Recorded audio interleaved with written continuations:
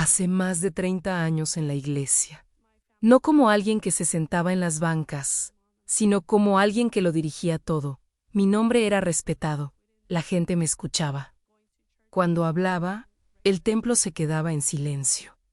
Creía de verdad que estaba haciendo la voluntad de Dios. Nunca pensé que pudiera estar equivocado. Nunca se me pasó por la cabeza que algo andaba mal conmigo. Solía madrugar, ler la Biblia, preparar sermones, reunirme con gente a organizar eventos. Mi agenda siempre estaba llena. Me sentía orgulloso de ello, aunque nunca lo llamé orgullo.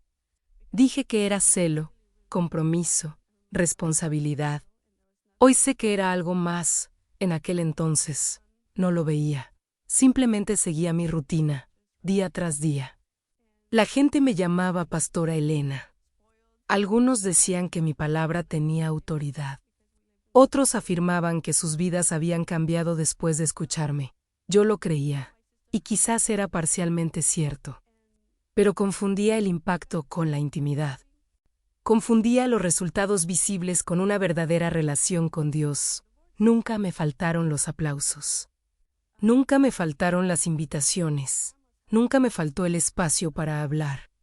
Y, sinceramente, pensé que eso era una señal de que Dios estaba conmigo. Hoy, al mirar atrás, me doy cuenta de lo cómoda que me sentí, de cuánto dejé de hacerme preguntas difíciles. Si alguien me hubiera preguntado en aquel entonces si conocía a Dios, habría respondido sin dudarlo, sí, con certeza, con convicción. Hablaba de Él todos los días. Pero hay una gran diferencia entre hablar de alguien y conocerlo de verdad. Esa diferencia casi me costó todo.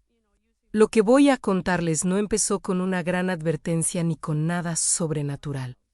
Empezó como cualquier otra reunión de secta. Como cualquier otra noche que había vivido cientos de veces. La iglesia estaba abarrotada esa noche. El coro cantó, la gente levantó las manos. Algunos lloraron. Sentí esa energía que siempre sentí. Esa atmósfera que da la sensación de que todo funciona. Me gustó esa sensación, me sentí en control. Me sentí en el lugar correcto. Mientras caminaba hacia el púlpito, observaba los rostros. Personas esperando una palabra, una dirección, una respuesta. Y creí poder darla. Abrí la Biblia en el texto que había apartado. Respiré hondo. Empecé a hablar. Pero algo no era como siempre. Las palabras salían de mi boca con más fuerza. Sentí que se me tensaba la lengua, como si hablar requiriera más esfuerzo de lo normal. Lo ignoré. Pensé que era nerviosismo, cansancio, cualquier cosa común. Seguí predicando. La congregación respondió con un amén. Alcé la voz. Fue entonces cuando sentí un dolor extraño en el pecho. Al principio no era insoportable, era como una presión, una incomodidad. Discretamente me puse la mano en el pecho y seguí hablando. El dolor regresó, más fuerte que antes. Mi visión empezó a nublarse. El sonido de la iglesia se desvaneció, como si alguien hubiera bajado el volumen del mundo. El micrófono temblaba en mi mano. Di un paso adelante, pero mis piernas no respondían. El micrófono se cayó. Yo caí yo recuerdo vagamente caras de miedo, gritos, alguien corriendo. Después de eso, todo se volvió oscuro. Pero lo que me asusta hasta el día de hoy es que mi conciencia no se desvaneció junto con mi cuerpo. Cuando abrí los ojos, seguía en la iglesia. Pero algo andaba mal. No sentía mi cuerpo. No sentía dolor, ni peso, ni respiración. Miré a mi alrededor y vi las mismas sillas, las mismas paredes. Pero todo parecía distante, como si mirara a través de un cristal empañado. Entonces vi mi cuerpo.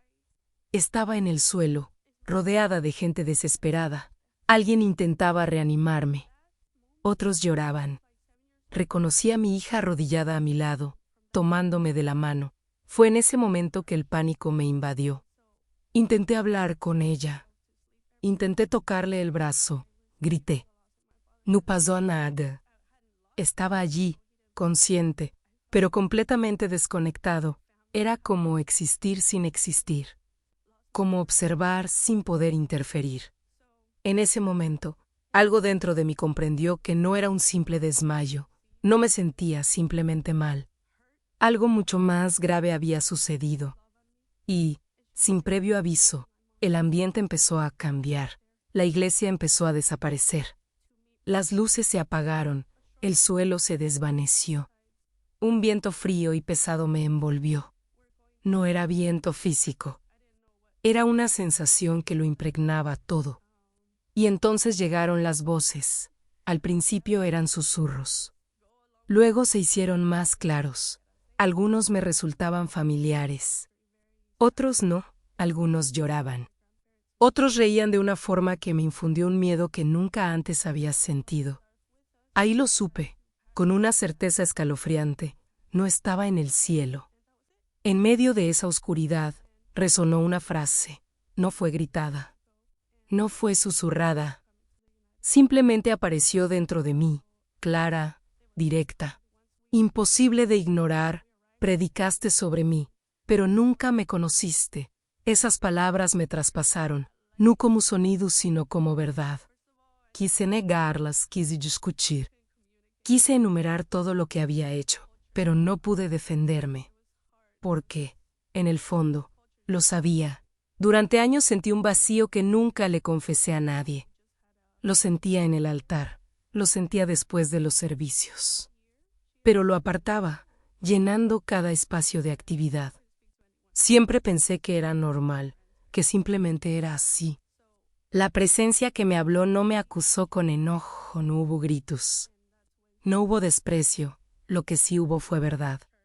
Y la verdad dolió más que cualquier castigo imaginable. Entonces empezaron a surgir imágenes, momentos de mi vida, no pecados escandalosos. Cosas pequeñas, miradas, decisiones, palabras dichas sin amor. Personas a las que busqué más por lo que representaban que por lo que necesitaban. Vi cuántas veces elegí defender mi imagen en lugar de escuchar el corazón de alguien. Vi cuántas veces enseñé reglas como si fueran la voz misma de Dios. Vi cuántas personas se alejaron de la fe no porque rechazaran a Dios, sino por mi culpa. Fue entonces cuando comprendí, la influencia conlleva responsabilidad. Y había fracasado. Empecé a recordar historias que había escuchado a lo largo de mi vida y que, hasta ese momento, había descartado como meras curiosidades o exageraciones. Personas que habían muerto por unos minutos y regresado, contando cosas difíciles de explicar. En aquel momento, escuchaba con desapego, como quien analiza un tema desde fuera. Ahora estaba del otro lado, experimentando algo similar, y todo cobraba una nueva dimensión. Recordé a un hombre sencillo, un albañil de mi pueblo, que sufrió un grave accidente y estuvo sin signos vitales durante varios minutos. Al recuperarse, dijo haber escuchado claramente una voz firme pero tranquila que le decía que aún no era su hora. Nunca intentó hacerse un nombre por ello. Simplemente empezó a vivir de otra manera, más atento, más honesto, más consciente de cada día. También recordé a una mujer que conocí en un hospital años atrás. Dijo que durante una cirugía complicada sintió como si la llevaran a un lugar de paz, pero algo la hizo regresar. Al despertar, la única frase que repitió fue que Jesús estaba vivo y que la vida aquí no podía desperdiciarse en cosas vacías. En ese momento, la escuché, oré con ella y seguí con mi rutina. Al aflorar estos recuerdos, comprendí que esas personas no habían tenido una experiencia que las hiciera sentir especiales. Habían regresado con una advertencia silenciosa. Ninguno habló de estatus, posición ni reconocimiento. Todos hablaron de un cambio real, de reparar relaciones, de vivir con mayor sinceridad. Allí, en ese lugar entre la vida y la muerte, comprendí algo que nunca había tomado en serio. A Dios no le interesan las prácticas religiosas. No mide la fe por la cantidad de palabras pronunciadas ni por la cantidad de personas que escuchan. Él mira lo que nadie ve, las intenciones, la sinceridad, el corazón. Estas historias que recordaba ahora encajaban como piezas de un rompecabezas. La gente común, sin púlpitos, sin micrófonos, sin cargos. Había comprendido algo que yo, incluso dentro de la iglesia durante tantos años, había ignorado. Y esta constatación fue más dolorosa que cualquier temor a lo que estaba por venir. Después de todo lo que vi y sentí, una pregunta empezó a resonar con insistencia en mi interior. No era una frase bonita, ni una oración elaborada. Era algo simple, casi desesperado. ¿Todavía hay tiempo para mí? No sabía si esa pregunta tendría respuesta. Solo sabía que necesitaba formularla. Por unos instantes, todo quedó en silencio. No había voces, ni imágenes, ni frío ni viento. Solo una pesada espera, como si cada segundo cargara con un peso enorme. No sentí alivio ni miedo extremo. Sentí responsabilidad, como si esa respuesta lo cambiara todo. Entonces algo empezó a cambiar a mi alrededor. La oscuridad que me envolvía no desapareció de golpe, sino que empezó a disiparse. Una luz emergió gradualmente, sin lastimarme los ojos ni causarme pánico. Simplemente estaba allí, firme, presente, como nunca antes había experimentado. No escuché una explicación larga. No hubo discurso. Lo que llegó fue una certeza clara. Aún había tiempo, pero no como imaginaba. No era momento de seguir fingiendo. No era momento de volver a la misma vida. Era momento de cambiar, de corregir, de decir la verdad. Inmediatamente después, sentí como si algo me jalara con fuerza. El peso de mi cuerpo regresó de repente. El dolor en el pecho regresó. El aire entró en mis pulmones con violencia, como si me estuviera ahogando y alguien me sacara del agua. Mi cuerpo reaccionó antes que mi mente. Cuando abrí los ojos, estaba en un hospital, rodeado de luces brillantes y gente moviéndose. Oí que alguien decía que había regresado. En ese momento, una cosa me quedó muy clara. Si había regresado, era porque ya no podía vivir de la misma manera. El tiempo que me quedaba tenía un propósito. Cuando desperté en el hospital, la gente me hablaba, pero apenas podía prestar atención. Médicos, enfermeras, voces que se mezclaban. Decían que había tenido un paro cardíaco, que había estado a punto de morir, que era un milagro, pero nada de eso me alivió. Sabía que había vuelto, pero no sabía por qué. Mi cuerpo estaba débil, pesado y dolorido, pero lo que más me inquietaba era mi mente. Todo lo que había visto seguía muy vivo en mí. No parecía un sueño lejano, era demasiado vívido, demasiado organizado, demasiado real para ignorarlo. Durante los primeros días, intenté fingir que todo estaba bien. Sonreía a las visitas, les agradecía sus oraciones. Les decía que estaba mejorando, pero por dentro sentía un peso constante, la sensación de que algo estaba pendiente, como si me hubieran dado una oportunidad que no podía desperdiciar. Por la noche, cuando el hospital se volvió más silencioso, el miedo regresó. Cerré los ojos y recordé la oscuridad, recordé las palabras. Y recordé, sobre todo, la pregunta que hice y la respuesta que recibí. Aún había tiempo, pero ¿tiempo para qué exactamente? Hablé con otros pacientes hospitalizados. Algunos también habían tenido experiencias cercanas a la muerte. Un hombre me contó que, durante una cirugía, escuchó a alguien decir que necesitaba regresar porque sus hijos aún lo necesitaban. Después de eso, cambió por completo. Dejó de posponerlo todo. Estas conversaciones me hicieron comprender que experiencias como estas no son regalos casuales. Conllevaban responsabilidad. Y empecé a darme cuenta de que volver a la vida no significaba volver a la misma vida de antes. Con el paso de los días, un pensamiento empezó a atormentarme. Necesitaba contar lo que había vivido.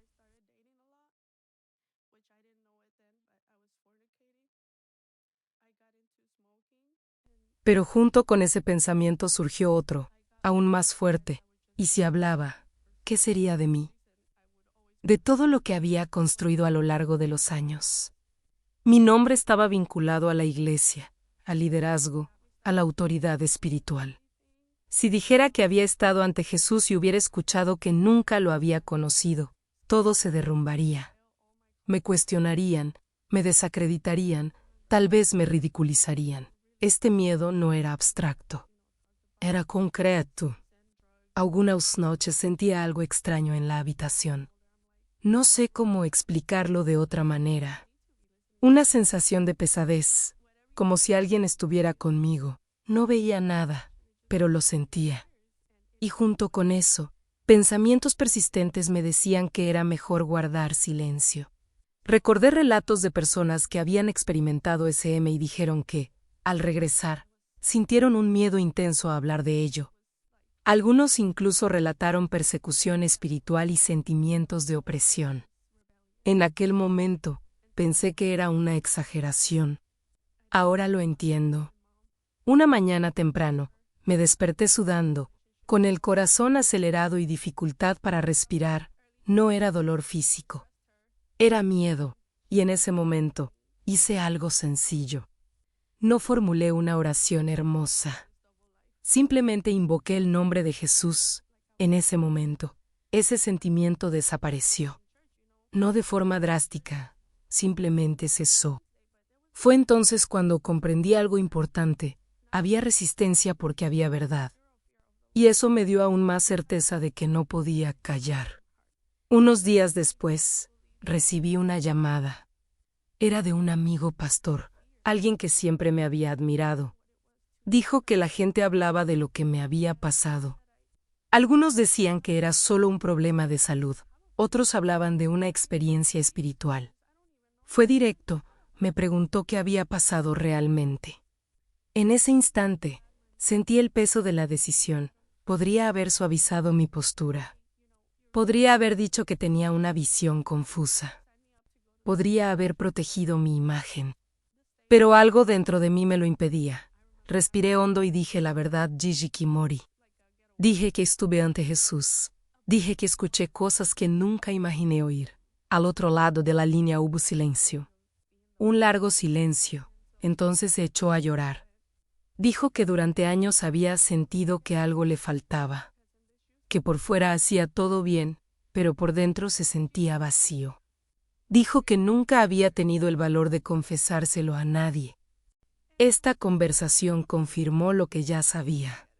No se trataba solo de mí, se trataba de muchas personas que vivían una fe automática, sin una vida real. Personas sinceras, pero engañadas por el sistema. Al colgar, sentí miedo, pero también alivio. La verdad había salido de mi boca. Y una vez que sale, no hay vuelta atrás. Desde ese momento, supe que tenía que llegar hasta el final. Cuando me dieron de alta del hospital y regresé a casa, pasé días en silencio. Me sentaba en la sala a mirar la Biblia que había usado toda mi vida. Era la misma Biblia, pero parecía un libro diferente. Por primera vez, no estaba leyendo para preparar un sermón. Leía para comprender. Me di cuenta de cuánto hablaba de Dios, pero que poco hablaba con Él. Cuántas oraciones mecánicas. Cuántas palabras repetidas.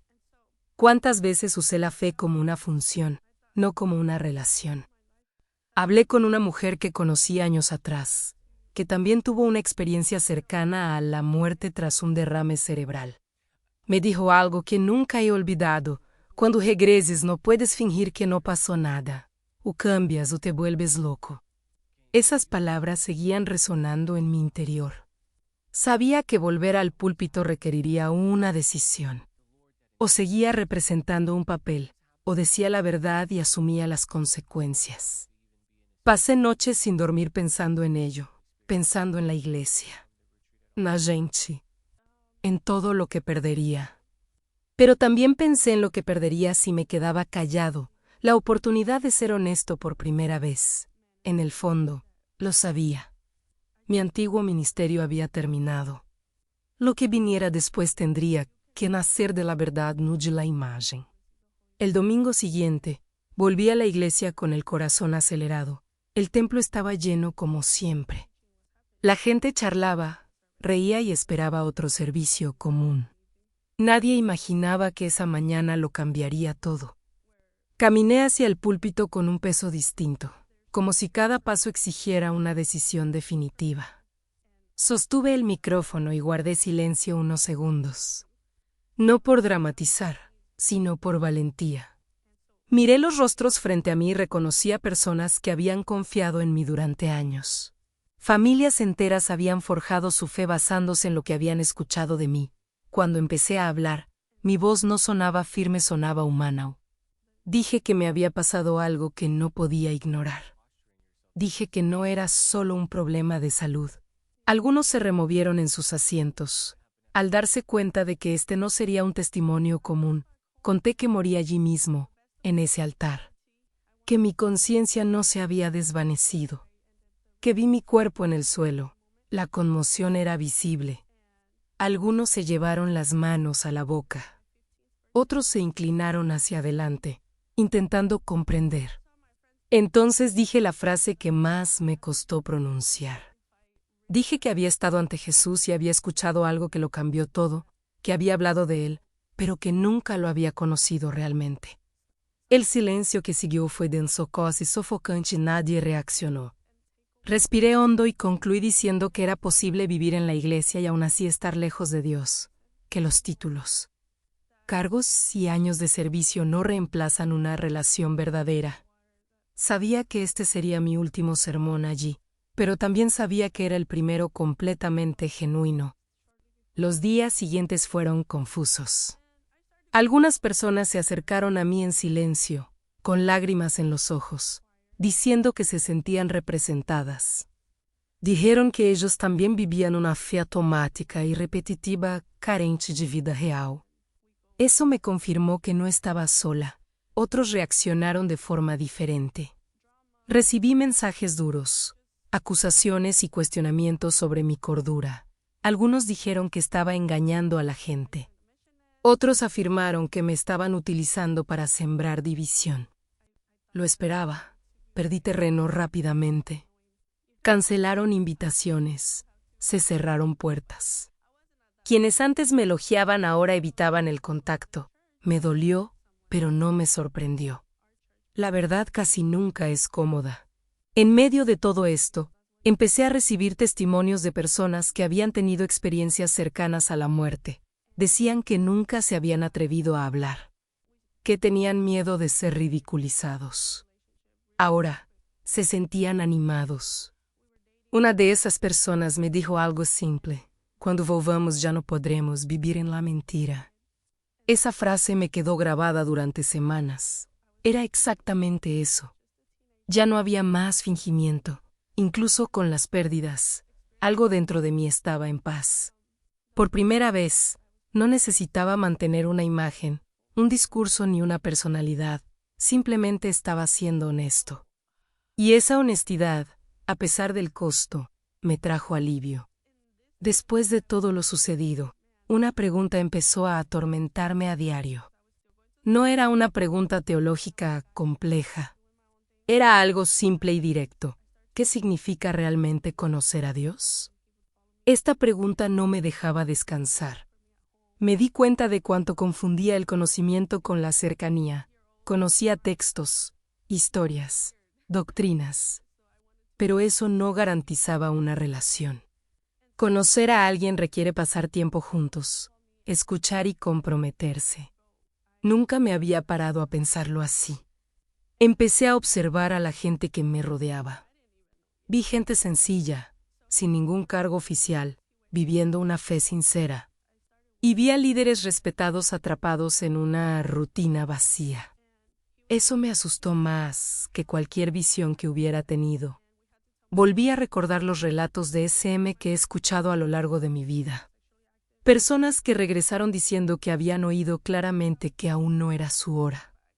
Todos tenían algo en común, regresaron diferentes, más humanos, menos preocupados por la apariencia.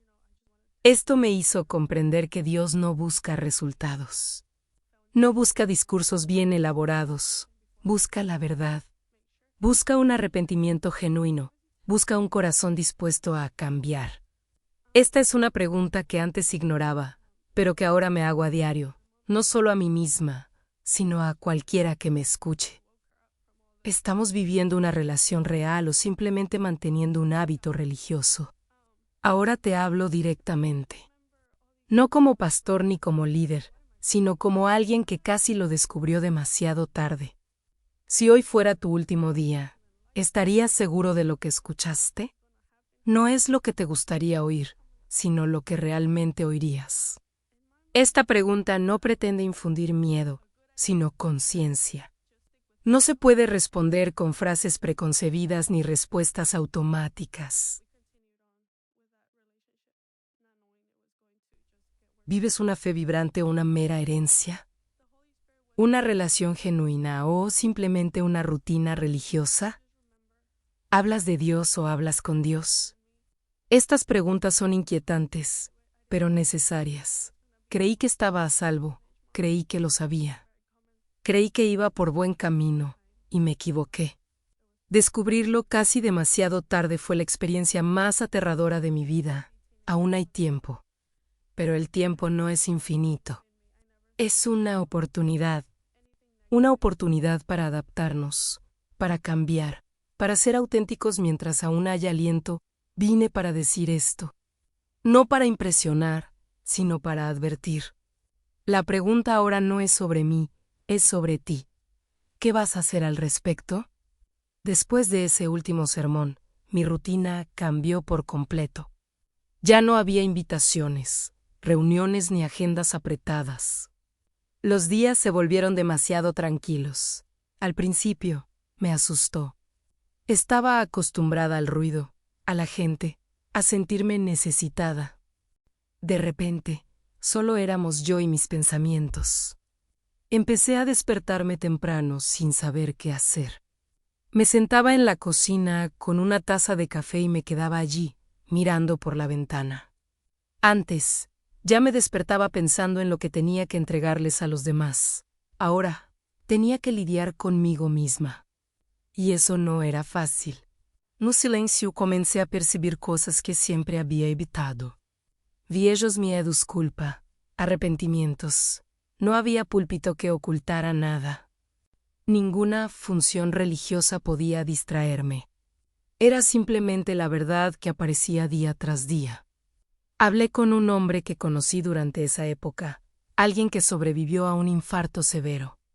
Me contó que, tras casi morir, el silencio se convirtió en su maestro. Aprendió más por sí solo, sin distracciones, que en años buscando el reconocimiento. Eso me pareció lógico. Quizás el silencio era necesario.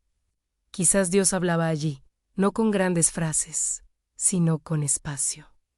Espacio para escuchar, para sentir, para ajustar lo que siempre se ha ignorado. Fue durante ese tiempo que empecé a comprender que perderlo todo no era el final. Era el comienzo de algo que nunca antes había tenido el valor de experimentar. No todos los días eran tranquilos. Por la noche, cuando todo se volvía demasiado silencioso, el miedo regresaba. No era miedo a la muerte, era miedo a cometer el mismo error otra vez. Miedo a no entender lo que Dios esperaba de mí ahora. Hubo noches en las que me despertaba sobresaltado, con el corazón acelerado, recordando la oscuridad que había visto. No como pánico, sino como una advertencia. Era como si esa experiencia siempre hubiera estado ahí, recordándome que la vida no se puede desperdiciar. Hablé con una mujer que tuvo una experiencia cercana a la muerte SM tras complicaciones durante el parto. Me contó que, durante mucho tiempo, tuvo miedo de dormir. Tenía miedo de regresar a ese lugar sin haber hecho lo que debía hacer aquí. Entendí perfectamente a qué se refería. Estas conversaciones me mostraron que regresar de la muerte no trae respuestas preconcebidas, trae preguntas. Preguntas que no nos dejan en paz hasta que las afrontamos con honestidad. Aprendí que la fe no elimina automáticamente el miedo. La fe te enseña a lidiar con él, a no ir yo, a no fingir que todo está bien cuando no es así. Y, poco a poco, Me di cuenta de que Dios no me exigía perfección, me llamaba. Curiosamente, después de perder la atención pública, empecé a tener conversaciones serias. Personas que nunca se habían acercado a mí empezaron a buscarme discretamente. Sin ser el centro de atención, sin expectativas. Uno de ellos era un joven que había dejado la iglesia hacía años. Me contó que siempre sentía que algo andaba mal, pero creía que el problema era él. Al escuchar mi historia, se dio cuenta de que no estaba solo. Otra mujer sufrió un paro cardíaco en casa. Dijo que escuchó a alguien decir que aún no era su hora, pero regresó a casa confundida, sin saber qué hacer. Nunca tuvo el valor de decírselo a la iglesia. Estas personas no querían respuestas fáciles. Querían ser escuchadas.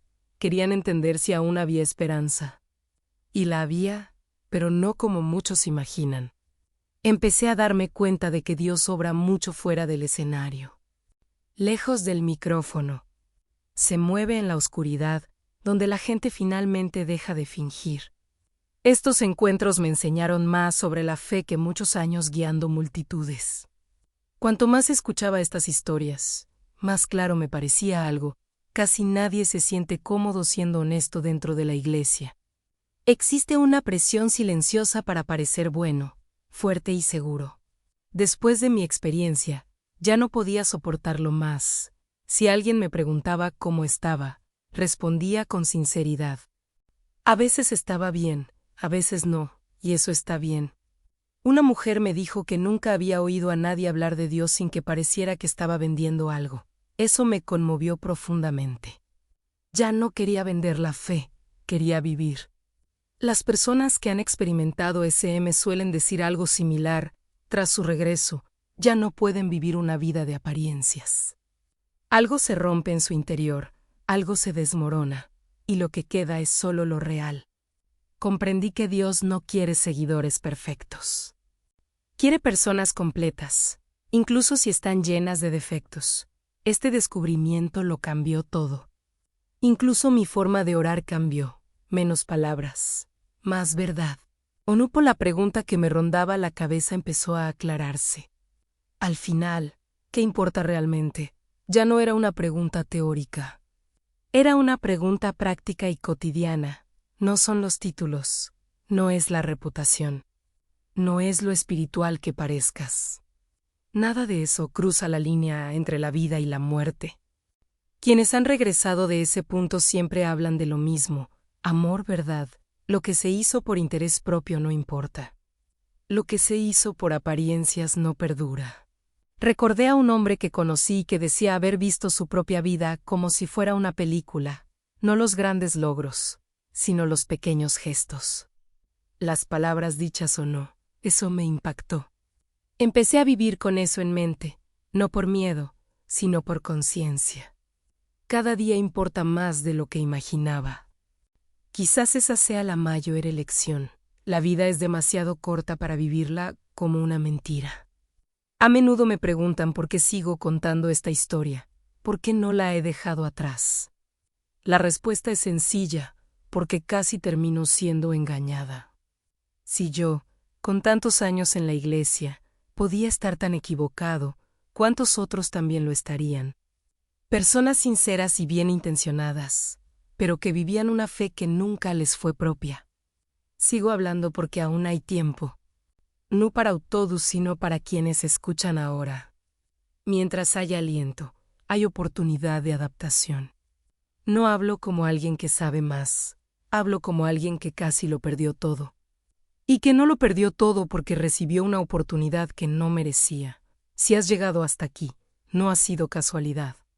Piénsalo con calma. Lo que estás experimentando es real o automático. La pregunta sigue siendo la misma. Y no desaparecerás sola. ¿Qué vas a hacer con ello? Antes de dejar este vídeo, quiero preguntarte algo sencillo. No respondas rápidamente. No respondas automáticamente. Piénsalo por unos segundos. Si hoy fuera tu último día, si cerraras ahora los ojos y los abrieras ante Dios, ¿qué crees realmente que oirías? No es lo que querías oír. lo que realmente oirías. Si esta pregunta te incomodó, escríbela en los comentarios a continuación. Solo una palabra. Pensamiento, no me respondas, se trata de ser honesto contigo mismo. Si esta historia te hizo pensar, compártela con alguien que ames. A veces no podemos decir ciertas cosas, pero un video habla por nosotros. Todavía hay tiempo. Pero el tiempo no espera a nadie.